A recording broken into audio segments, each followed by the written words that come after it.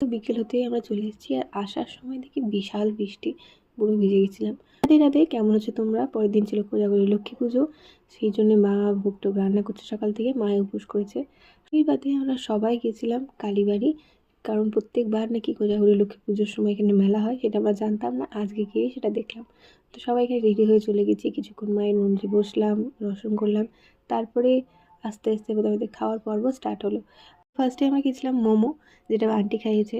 তো তারপরে বলছিল ও নাকি ট্রিট দেবে, বাট আমরা বলছিলাম অত কষ্ট করার দরকার নেই, আমরা সবাই মিলেমিশেই খাবো।